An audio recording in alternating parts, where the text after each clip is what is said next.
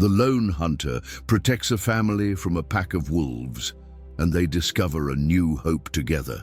In the harsh wilderness of 1870s Montana Territory, where survival depends on courage and the kindness of strangers, one man's solitary life is about to intersect with a family's desperate struggle. Today, we'll follow the story of Ezra Cole, a weathered hunter who discovers that sometimes protecting others can heal your own broken spirit. If you're already enjoying this type of content, leave a like to support me. The November wind cut through the Montana Territory like a blade, carrying with it the promise of an early winter. Ezra Cole pulled his worn leather coat tighter as he guided his horse, Thunder, through the dense pine forest. At 42, Ezra had spent the last 8 years alone in these mountains, trading pelts and hunting game, speaking to no one but his horse and the occasional trader. The isolation suited him. After losing his wife and young son to cholera back in Kansas, Ezra had found that the wilderness asked nothing of him but survival. No memories, no pain, just the simple rhythm of hunt, eat, sleep, and survive. As Thunder's hooves crunched through the frost-covered undergrowth, Ezra noticed smoke rising in the distance. His weathered hands tightened on the reins. Smoke meant people, and people meant complications he'd spent years avoiding. Yet something about the thin, desperate quality of the smoke made him pause. Against his better judgment, Ezra steered Thunder toward the source. Through the trees, he spotted a small wooden cabin, hastily built and showing signs of recent construction. A man in his 30s stood outside, frantically chopping wood while glancing nervously at the surrounding forest. His movements were those of someone unaccustomed to frontier life, a city man perhaps, trying to make a go of it in the wilderness. The cabin door opened, and a woman emerged with 2 children clinging to her dark blue dress. Even from a distance, Ezra could see the worry etched on her face. The woman, with chestnut hair pulled back in a practical bun, spoke urgently to her husband, gesturing toward the darkening sky. Ezra was about to turn away when he heard it, the distinctive howl that made every creature in the mountains freeze. Wolves, and not just one, a pack, and they were close. The family heard it too. The man dropped his axe, his face going pale. The woman gathered her children closer, a girl of about 8 and a boy who couldn't be more than 5. They all looked toward the forest with the wide-eyed terror of people who understood their situation, but lacked the experience to handle it. Another howl answered the first, then another. The pack was moving and they were hungry. Late autumn was a dangerous time. Wolves were desperate to build up reserves for the harsh winter ahead. Ezra cursed under his breath. Every instinct told him to ride away, to avoid the entanglement. But as he watched the man fumble with a rifle, he clearly didn't know how to use properly, and saw the children's frightened faces. Something deep inside him stirred. A long-buried sense of responsibility he'd thought died with his family. He spurred Thunder forward, emerging from the tree line with his own rifle ready. The family turned toward him with a mixture of hope and fear. "Name's Ezra Cole," he called out, dismounting with practiced ease. "You folks picked a bad spot to settle. Wolves are moving in for winter, and this valley's part of their territory." The man stepped forward, his relief evident. "I'm Thomas Bennett. This is my wife, Rebecca, and our children, Emma and little Sam. We're new to this country. Came out from Philadelphia 3 months ago looking for a fresh start." Ezra nodded grimly. Another family chasing the promise of the frontier, unprepared for its harsh realities. "Well, Mr. Bennett, that fresh start might be shorter than you planned if we don't act fast. How much ammunition do you have?" Thomas's face fell. "Not much. Maybe a dozen cartridges. That won't last long." Ezra glanced at the cabin, noting its single room and the gaps in the chinking that would let in both cold and sound. "The wolves can smell fear, and they can hear everything you're doing in there. They'll wait until you're weak, then test your defenses." Rebecca stepped forward, her jaw set with determination, despite the fear in her green eyes. "What do you suggest, Mr. Cole? We have nowhere else to go." There it was, the question that would change everything. Ezra could give them advice and ride away, leaving them to their fate. Or he could stay and help, risking not just his life, but the careful emotional barriers he'd built over 8 long years. The children looked up at him with trusting eyes that reminded him painfully of his own son. Sam, the youngest, stepped closer to his mother, but kept staring at Ezra with the fascination children have for dangerous-looking men who might be heroes. "Please, mister," Emma said, her voice small but brave. "The wolves sound really scary." Ezra felt something crack inside his chest, a wall he'd built to keep out exactly this kind of pain and responsibility. But as another howl echoed through the valley, closer this time, he made his decision. "I'll stay," he said simply. "But we do this my way, and everyone follows orders without question. Understood?" The relief on the family's faces was immediate and profound. Thomas nodded eagerly. "Anything you say, Mr. Cole. We're in your debt." Ezra shouldered his rifle and began examining their defenses. As he worked, he caught Rebecca watching him with curious eyes, as if trying to understand what had made this solitary man decide to help strangers. He didn't understand it himself. All he knew was that for the first time in 8 years, he wasn't walking away from people who needed him. The first attack came at sunset. Ezra had spent the afternoon reinforcing the cabin's defenses, using his experience and the family's eager assistance. They'd barricaded the windows with furniture and thick blankets, leaving only small gaps for rifle barrels. He'd moved Thunder into the small lean-to attached to the cabin. The horse would be a prime target, and they'd need him if they had to make a run for it. "Stay low, stay quiet, and don't fire unless I tell you," Ezra instructed as the family huddled in the cabin's center. Rebecca held little Sam close, while Emma pressed against her father's side. Thomas gripped his rifle with white knuckles, trying to hide his trembling from the children. The howls had been circling them for an hour, growing bolder as darkness fell. Ezra counted at least 6 distinct voices, a substantial pack for this region. The drought last summer had driven prey animals to lower elevations, making the wolves desperate.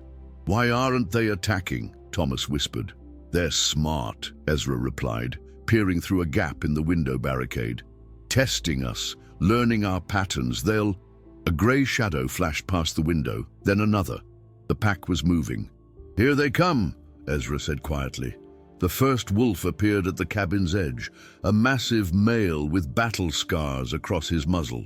He studied the cabin with intelligent yellow eyes, as if calculating the effort required to breach their defenses.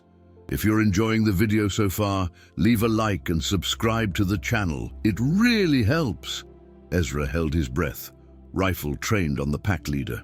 Shooting too early would spook them temporarily, but make them warier. Better to wait until they committed to an attack.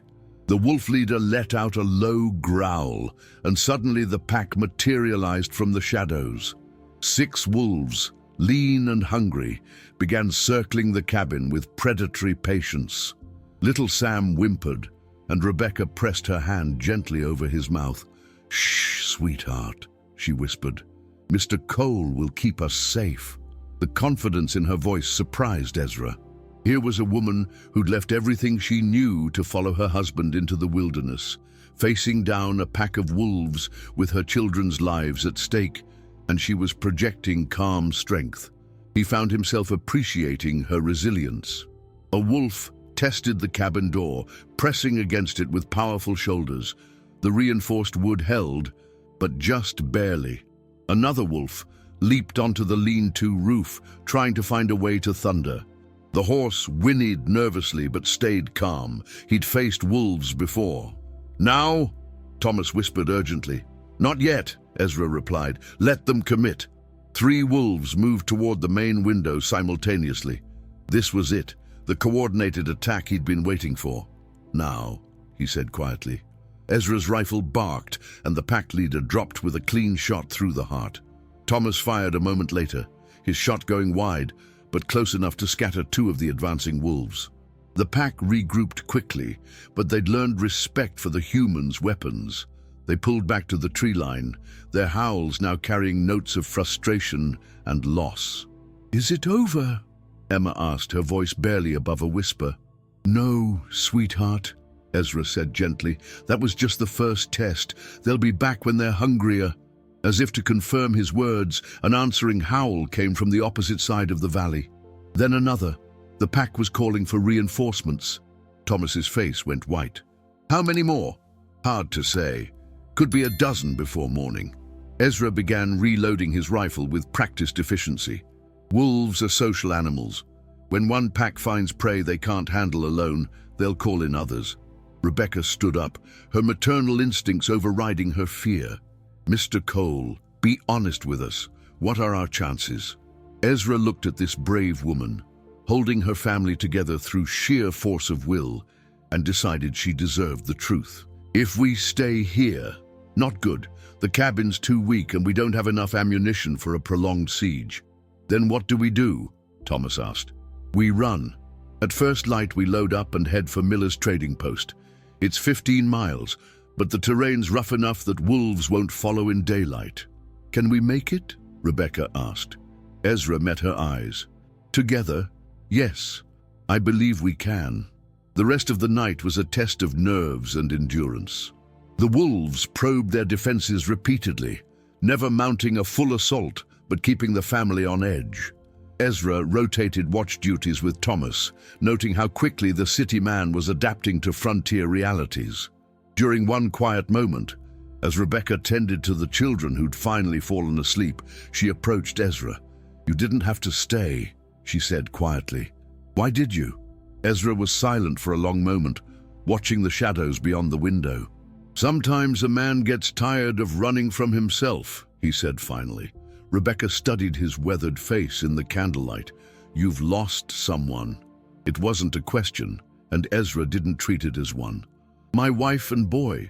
Cholera. 8 years ago." "I'm sorry," Rebecca said simply. "What were their names?" "Mary and Joshua." The names came out easier than they had in years. Joshua would be about Sam's age now. Rebecca nodded, understanding. "They'd be proud of what you're doing tonight." Dawn couldn't come soon enough. The pale light of dawn revealed the true scope of their situation. Wolf tracks surrounded the cabin like a siege ring, and in the distance, Ezra counted at least 3 more wolves watching from the tree line. The pack had indeed grown during the night. "Time to move," Ezra announced, quickly loading supplies onto Thunder and the Bennett family's wagon horse, a sturdy mare named Belle. Thomas hitched Belle to their wagon, while Rebecca packed essential supplies with the efficiency of a woman who'd learned to make quick decisions. The children helped with quiet determination that impressed Ezra. They understood the gravity without losing hope. "Mr. Cole," Emma said as they prepared to leave, "will the wolves follow us?" "For a while," Ezra replied honestly. "But wolves are smart. They don't waste energy on prey that fights back and keeps moving. We stay together, stay alert, and keep pushing forward." The first few miles were tense but uneventful. The wagon track wound through dense forest, with Ezra riding point and Thomas handling the wagon. Rebecca kept the children calm with quiet stories and songs, her voice a steady anchor in the wilderness uncertainty. Around midday, as they crested a hill overlooking a broad valley, little Sam pointed excitedly. "Look, a town!"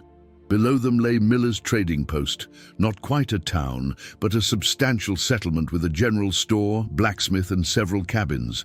More importantly, it represented safety and the company of other people. "We made it," Thomas said, relief evident in his voice. But Ezra held up a warning hand. "Not yet. We're still in wolf territory, and that valley's perfect for an ambush." As if summoned by his words, a howl echoed from the forest behind them. The pack had been following at a distance, waiting for an opportunity. "How far to the settlement?" Rebecca asked. 2 miles through open ground," Ezra replied. "If we push hard, we can make it before they work up the courage to attack in daylight." They urged the horses forward, the wagon bouncing over the rough track. Behind them, wolves began emerging from the forest. 7, then 9, then an even dozen. The sight of so many predators in daylight spoke to their desperation. "They're getting closer," Thomas called out, glancing back nervously. Ezra drew his rifle, scanning the pack for the new leader, a massive female with distinctive white markings. She was smart, keeping the pack just out of rifle range while testing their resolve. "Keep going," Ezra called back. "Don't stop for anything." The pack began to spread out, trying to flank them on both sides. It was a sophisticated hunting strategy that required experience and intelligence.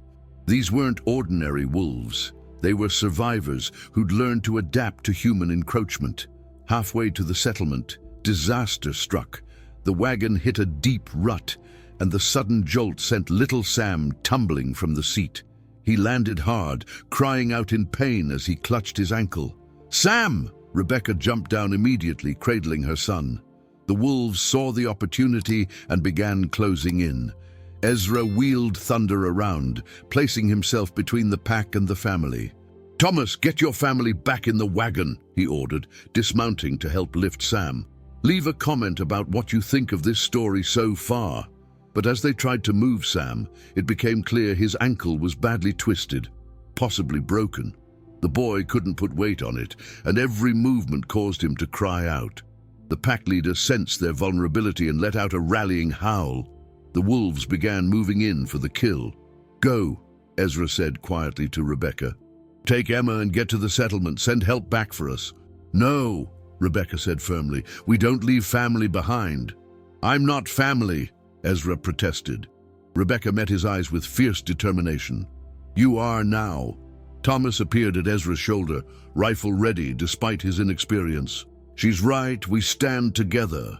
In that moment, surrounded by wolves and facing impossible odds, Ezra felt something he hadn't experienced in 8 years. The fierce loyalty of people who'd chosen to call him family. It was terrifying and wonderful at the same time. The pack leader charged, and Ezra's rifle spoke. His shot was true, dropping the massive female mid-stride. But there were still 11 wolves, and they were committed now. What happened next would become legend at Miller's trading post. 3 adults armed with 2 rifles, protecting 2 children against a pack of desperate wolves, fought with the courage that comes from defending family. Thomas, despite his city background, proved steady under fire. Rebecca reloaded rifles with swift efficiency while keeping the children calm. And Ezra moved like a man who'd found his purpose again, protecting people he'd grown to love. The battle was brief, but fierce. When the rifle smoke cleared, 5 wolves lay dead, and the rest had retreated into the forest. The family was battered but alive, bound together by shared danger and mutual trust. "Miller's trading post," Thomas said, looking at the settlement below. "Think they'll have a doctor?" "Doc Peterson," Ezra confirmed. "He'll fix Sam's ankle right up." As they made their final approach to safety, Rebecca rode beside Ezra. "What will you do now?" she asked. Ezra looked at this remarkable family who'd changed his life in just 2 days. "Well, Mrs. Bennett, I was thinking your husband might need a partner, someone who knows the country, knows how to read the signs." Thomas overheard and grinned despite his exhaustion. "I think that's the best idea I've heard since leaving Philadelphia." Little Sam, cradled carefully in his mother's arms, looked up at Ezra with admiring eyes. "Will you teach me to shoot like that, Mr. Cole?" "When you're older," Ezra promised. "And call me Ezra. We're family now." Spring came early to Montana Territory that year, melting the snow and revealing a landscape transformed by possibility. 3 months had passed since the wolf attack, and Miller's trading post had become home to an unlikely but thriving partnership. The Bennett Coal Trading Company had quickly established itself as the most reliable supplier in the region. Thomas brought business acumen and connections back east, while Ezra provided knowledge of the wilderness and relationships with local hunters and trappers. Together, they'd built something neither could have achieved alone. The partnership extended beyond business. The Bennetts had built a new cabin near the trading post, and Ezra had constructed a small but comfortable home nearby. For the first time in 8 years, he woke up each morning with a sense of purpose that went beyond mere survival. On this particular morning, Ezra was teaching Emma and Sam to read animal tracks in the mud beside Miller's Creek. Sam's ankle had healed perfectly, and he'd thrown himself into learning frontier skills with the enthusiasm only children possess. "See these prints?" Ezra pointed to clear impressions in the soft earth. "Dear family passed through here just after dawn. Mom, Dad, and 2 fawns." "How can you tell they were babies?" Emma asked, her notebook ready to record his answer. "Size of the prints and see how they're clustered? The adults stayed close to protect the young ones." Rebecca appeared at the cabin door, calling the children for breakfast. She'd adapted to frontier life with remarkable grace, transforming from a city woman into someone who could manage a household, assist with the business, and still find time to teach the children their letters.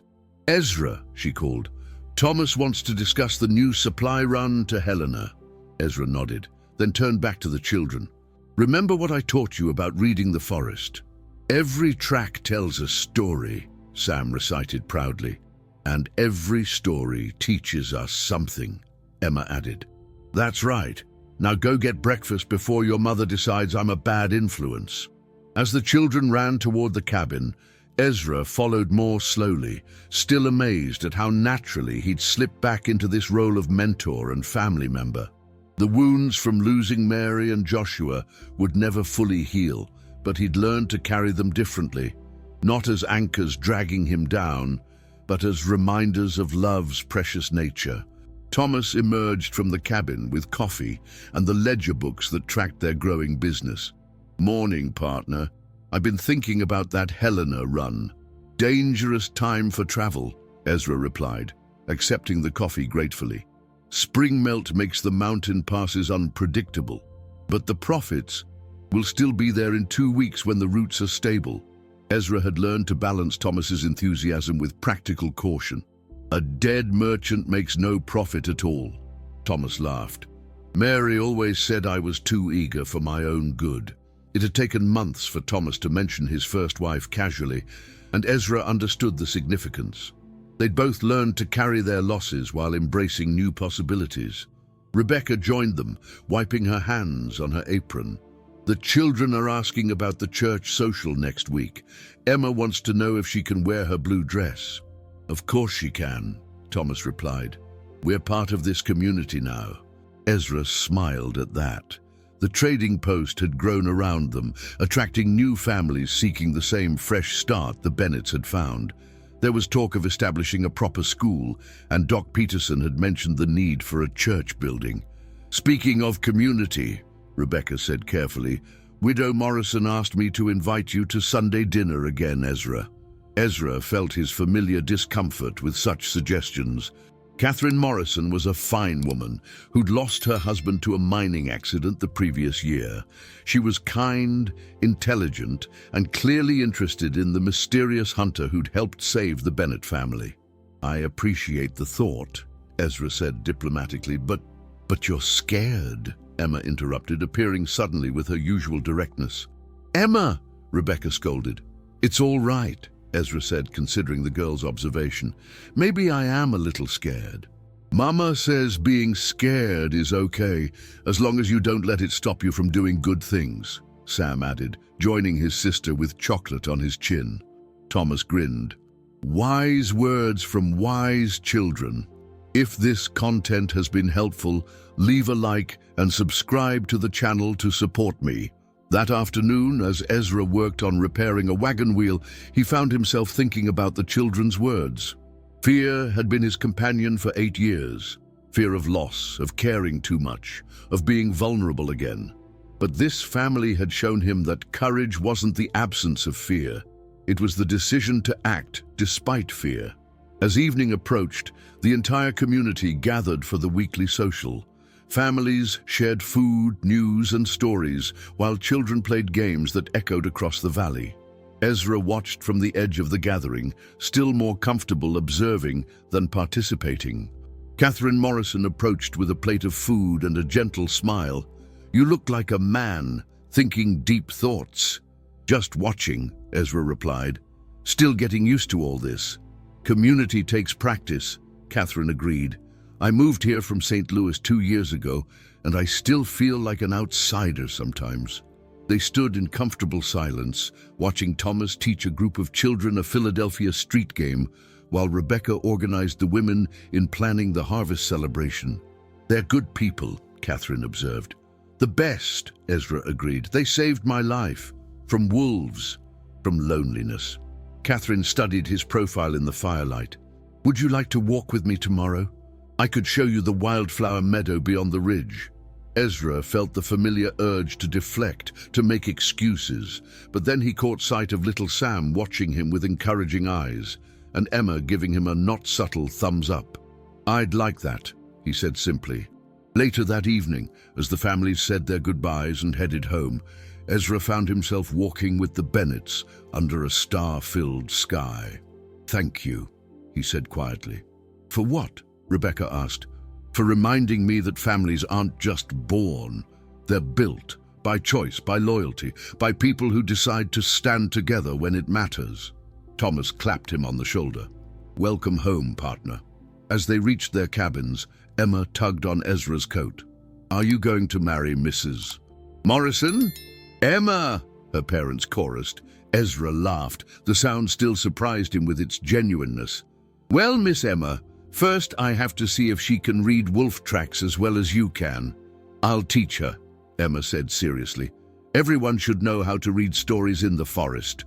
Standing there in the Montana wilderness, surrounded by the family he'd found and the community he'd helped build, Ezra Cole understood that sometimes the best stories are the ones that begin with an ending, the end of loneliness, the end of running, and the beginning of a new chapter written together.